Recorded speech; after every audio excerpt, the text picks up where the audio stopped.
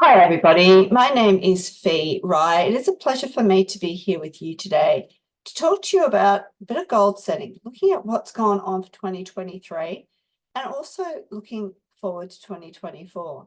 Now, if you're watching a recording of this video and perhaps the end of 2023 is a long past, what you can do is do this again for yourself. Just use your own dates.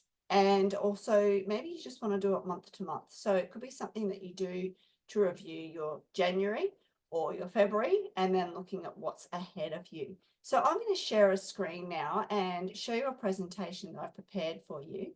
And then hopefully you can stop and pause. You can take some notes and then put the video back on to play so that you can get the most out of the information that I'm sharing. So let me share my screen with you. And we will jump right into it. So, slideshow.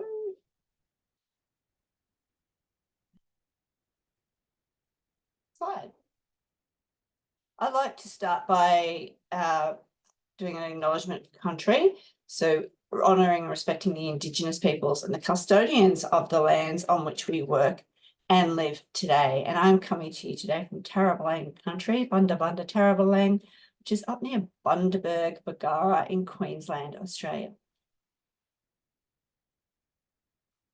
So we're going to start with a bit of a reflection. Let's have a think about what we did in 2023. Maybe you did set goals for 2023. Maybe you're a New Year's resolutioner. Maybe you do a quarterly plan. I'm really not sure where you are with your goal setting. However, what I want you to do is take some time now to reflect on what happened in 2023. Firstly, what were the key events and experiences of 2023 for you? What happened? What went on? What were the highs and the lows? And keep just jotting them down. Now, I'll talk about writing, the power of writing, the power of the pen. And as we say, ink it, don't think it. It's important to take notes and it's important to actually journal this out while you're making your plan. And as I said, whether it's a year in reflection or a month in reflection, it doesn't really matter what time period we're talking about. It's just a process that we go through to really bring forward what happened, what the gaps are, and where we're moving to in the future. Another question I've got there is, what shaped you? Who did you become in 2023? Now, that will come as a result of the events and experiences of the same year. So perhaps something has happened in your life and it may have been a little bit off kilter. Perhaps it's put you on a different trajectory for where you thought you were going and where you've ended up at the end of this year. So I want you to think about how you started the 2023 and how you ended up and what sort of journey you went on in yourself in order to make the changes, because we are always growing. The experiences and the events that shape our lives can't help but have an effect on the person that we are and the person that we become. Sometimes we take great strength from learning from an experience, and now we've arrived as a much stronger version of ourselves. So I want you to give some thought to what has happened in the past that's made you the person that you are right now. And that ties into what personal growth you experienced. As I say, sometimes we just get taken off course and we go through an amount of personal growth and we come out a little bit different to perhaps when we started. What did you learn in 2023? And was there a hard lesson that you had to take on in 2023? Sometimes we learn something that's really of vital importance. Again, it can come from left of wing. We might not even know that it was coming, but we learn a hard lesson about ourselves. Perhaps it's about other people. Perhaps it's just about life in general, but often we learn some hard lessons along the way. That's what living is all about. What did you achieve in 2023? And what are you proud of? Doesn't matter the scale of your achievement or your pride. It's something that you achieved and that you're proud of. It could be something as simple as creating a veggie garden that helps feed you and your loved ones. Perhaps it's you ticked off something that you really want to achieve in 2023, whether it be work or personal or family. Maybe you all got to go on a holiday. All of these little things are achievements. So please make sure that you note them down. And again, you can pause this video anytime so that you can make those notes as they are in your mind. What brought meaning to 2023? So what are you grateful for? Gratitude is such an important part of keeping us on track. When you know what you're grateful for, when you can look around you and have gone through an experience, maybe it's the people, maybe it's the place, and think about what you are truly grateful for. This really ticks off what brings you meaning, okay? Because when you're really grateful for something, you know that it's meant something to you in your heart and in your soul, and right here in your solar plexus. So think about what it was, those moments that really brought meaning to your year. What do you wish you did more of in 2023? This is an important question because this is going to help formulate the next part of the journey. Think about the things that you may have experienced that you absolutely loved and you wish you had more time or energy or ability to do those things. Maybe it was simply time with loved ones. Maybe it was an adventure. Maybe you wish you had more time to spend reading or being in nature. Figure it out what it is for you. And of course, that's generally going to align with what your values are. So when you know your values, it helps keep you on task.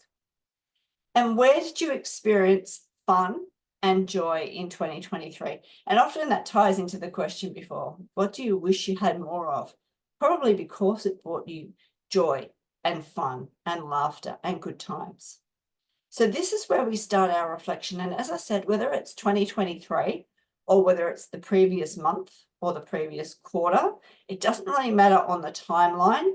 It's just a process to go through, a reflection process to work out what just happened and where has that left you.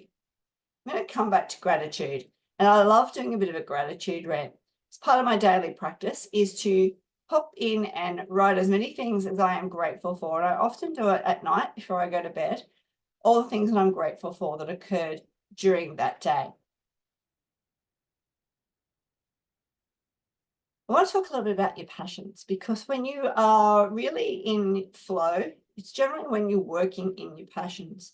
And so I've got a few questions here to lead us through that. So thinking back to your childhood, what activities did you enjoy the most? And how do they align with your current interests? You might have been loving sport as a child and you're still involved in some sort of sporting activity. Perhaps it was an instrument. Perhaps it was learning and reading. What was it that you absolutely loved as a kid? And how does that align now? Think about a time when you were fully engaged in an activity and just completely lost track of time. I'm sure you have experienced this. Sometimes we are just in so much joy and really loving what we're doing that time just seems to melt away and it passes like seconds. When was the last time that you felt that?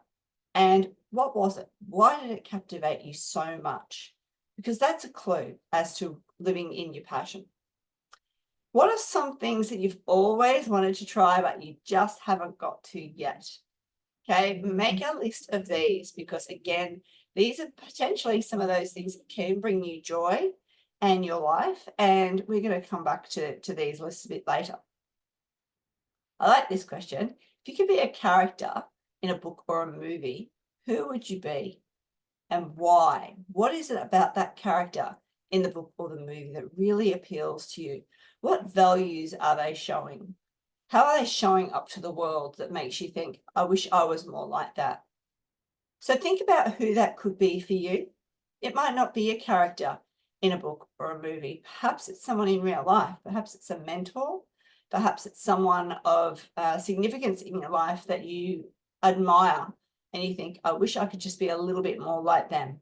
So think about what that is. What is it about that person that really makes you want to be more like them?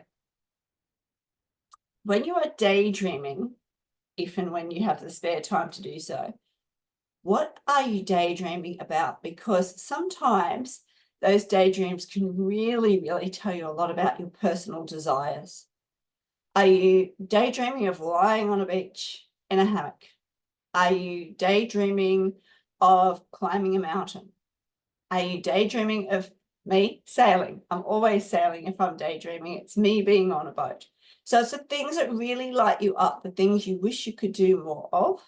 And just being aware of what these are is really important for when we're setting our goals for the future. We're going to move right ahead. I want to talk to you a little bit about your personality, because when we consider our personality, it can really help navigate where we're going and who we need to become, or what skills, personality skills we already have in order to get us there. So think about a time when you have faced some constructive criticism. How did you take that on? Okay, because your response will reveal a little bit about your personality. Did you embrace the criticism? Did you fire back? Were you aggravated by the criticism? How did you take that on? Think about a time when you had to make a difficult decision and how you actually arrived at that decision, because your decision-making style is also very important when we're talking about setting goals. Not only choosing and deciding the goals that we're going to follow, but also deciding the path. And so decision-making is very integral when it comes to goal setting. What are some things that you do when you're feeling stressed or overwhelmed? Because this is going to be your coping mechanisms. How do you cope with stress? How do you cope when you are personally under stress? And what is your coping mechanism? What do you do to relieve the stress? Is it going for a run? Is it getting out in nature? Is it journaling? Okay, we all have our own ways of coping with stress. And then have a think about some recurring patterns in your behavior or your thought processes. What are these recurring patterns? What are you constantly thinking about? What do you go to bed thinking about? What do you wake up thinking about? How is this playing out in your life? So just becoming aware of what's going on in this area in your personality can really help when it comes to our goal setting. So again, if you need to stop this video, pause, go and write some notes on these aspects, and then come back to me when you're ready to go.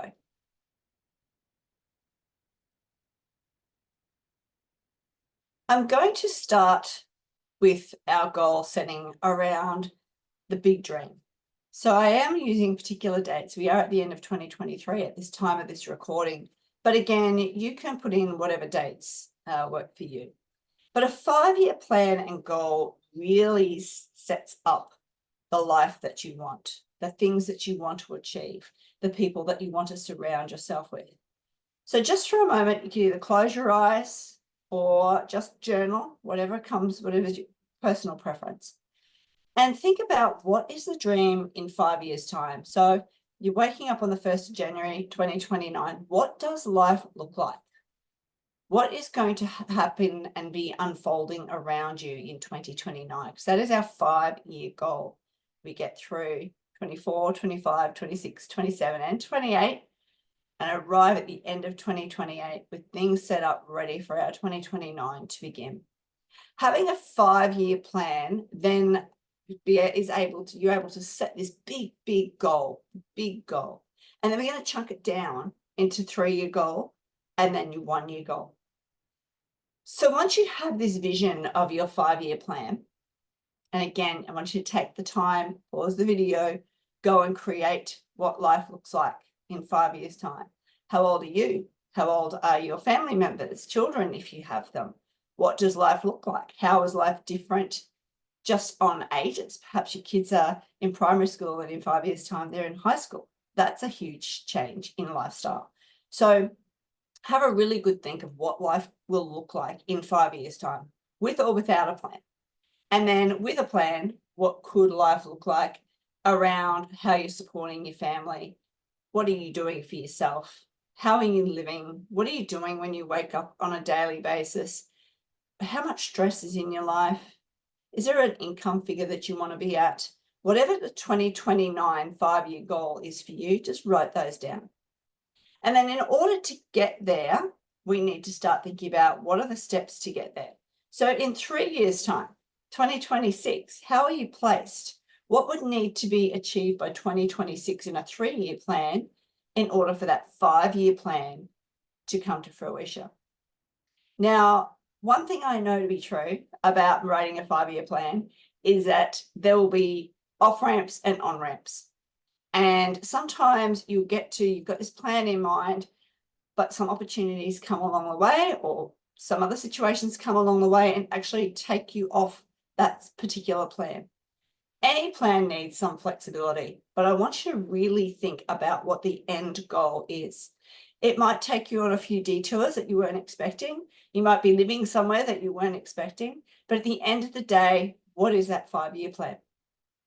3-year goals in order to get there, so halfway, just a little over halfway, what would need to be achieved to keep you in alignment for the 5-year plan. And then, of course, what needs to happen next year in 2024 to be able to start setting your plan up so that you're moving through progressions.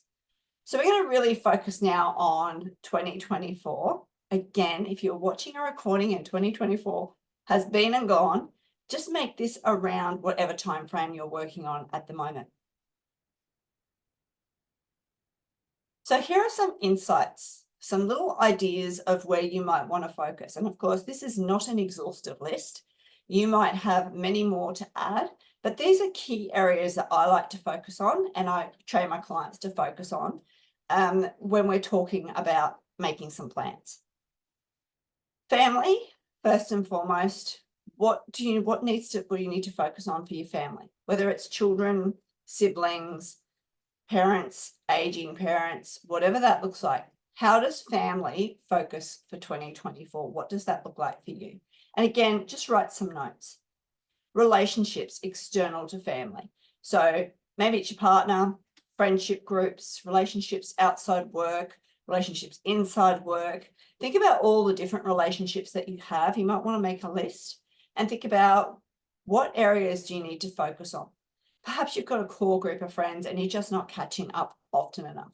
Maybe it's setting a plan to meet once a month for a coffee or dinner or a potluck where you go between each other's houses, or making time just to catch up, okay? Nurturing those relationships and putting it into the plan. Health. Where is your health at right now? What would you really like it to be looking like by the end of 2024? So let's imagine, for example, 2029, you want to be climbing Mount Everest, okay? So that could be a really big goal. Every year, you're going to have to build on your health and your fitness in order to be able to get to that goal. So what I'm trying to do here is take that bigger vision and then chunk it down into the little steps that need to happen now in order to get to where you want to be. Health is one aspect, as in your daily health. Fitness, I want you to separate that out, because health and fitness together is a very, very big area. Health, I want you to think about all aspects of health: mental health, just gut health, physical health. How are you feeling? Perhaps you've got some challenges at the moment. What can you do in order to improve those challenges? Fitness could be as start as 10,000 steps a day. It could be that you are going to train for an event. Perhaps you're going to do a half marathon or a 10K, run, or a 5K run, or whatever that goal is that aligns with your values. Not putting mine on you. So you figure out what your fitness needs to look like.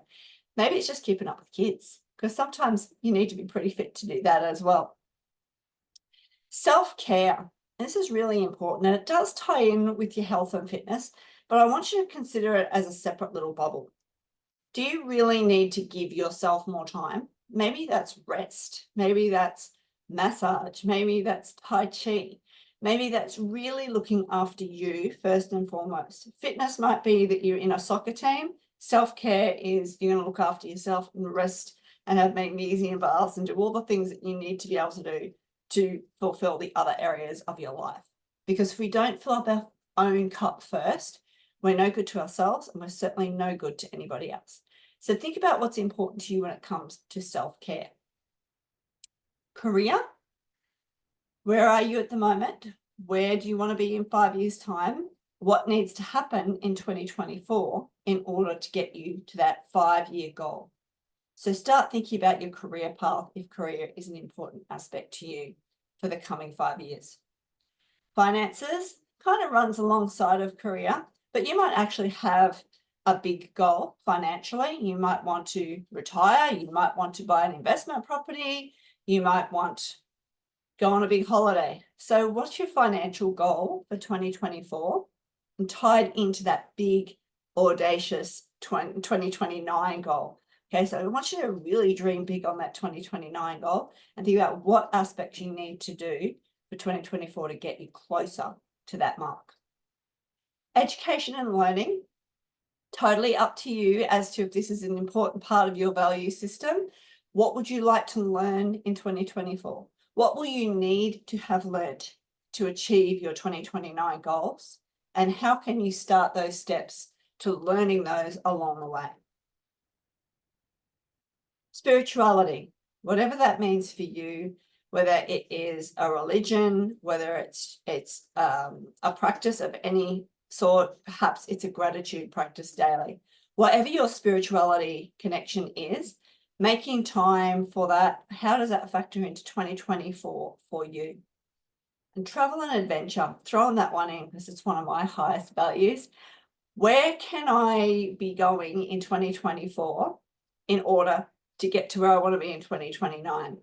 That's something that lights me up. And again, let's come back to the climbing the mountains. Let's go to Everest. What would I want to do in travel and adventure in 2024 in order to be ready for my big, scary 2029 goal? Maybe it's I need to start climbing some mountains and maybe finding the mountains or the peaks that I would like to start on, smaller ones, in order to start my training and make sure that this big goal is something that I'm really in for. So this is just some ideas. Again, these are just areas that I have thrown up here as a prompt, okay? But you might have other areas of life that are important to you. And again, tying in with that 2029 5-year plan. I want you to narrow down the areas. Once you've got your list, start to narrow down at least one goal, okay, for all of them, but keep the entire list, okay? So make sure you've got a journal and you're writing these down because they will reflect those long-term goals. And then out of these areas, out of all the areas that you want to focus on for 2024, I want you to pick the top 4.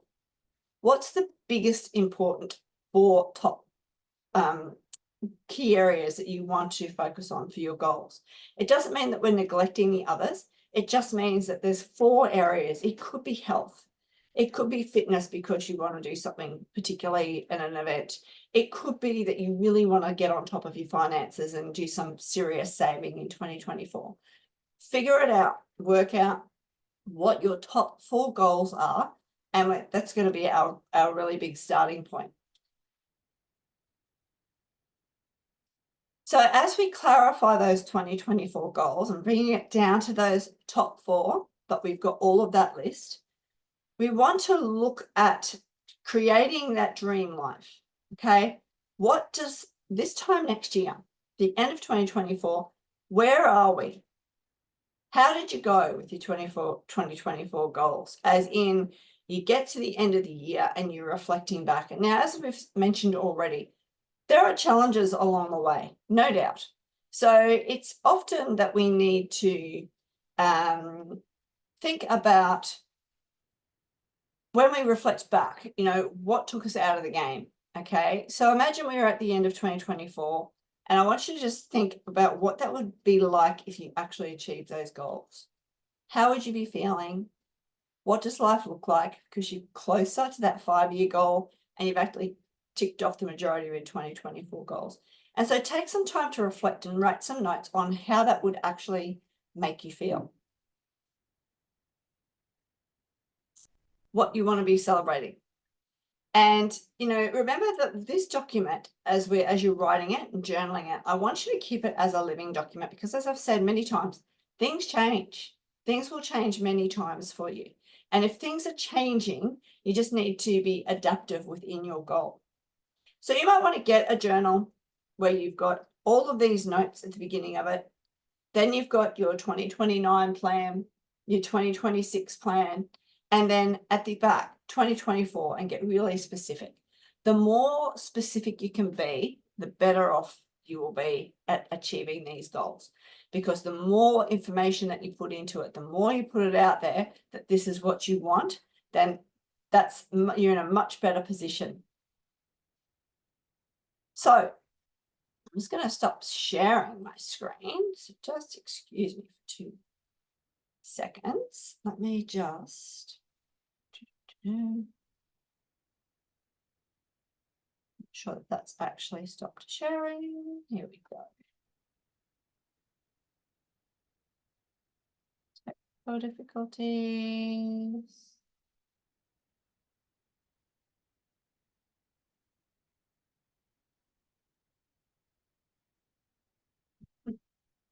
Stop share. There we go. We are still recording. So that's the main thing. So what I want you to think about now is, putting all that together. And again, you can rewatch this recording, stop and pause as you need to until you really, really get finite into where things are at. Now, this is all very well and good that you write all this down. What we're going to do from here is next week when you join Wellness Wednesday, you'll be able to see Lee Campbell put all of this together in a beautiful manifestation board. So I encourage you to take time this week to really nut this out and come back to us next week on Wellness Wednesday with Lee so that you can create this manifestation board and have this visual every day in front of you. My vision boards, my manifestation boards were always in my office. It always kept me in touch with where I was going and the visuals that I wanted. And Lee's going to step us through that process next week. So I want to say thank you very much for joining me today or for watching the recording. It's been great to have you here. And I really look forward to seeing you all next time on our vision board workshop so that I can see how you're going to put all this together. All the best for the new year ahead.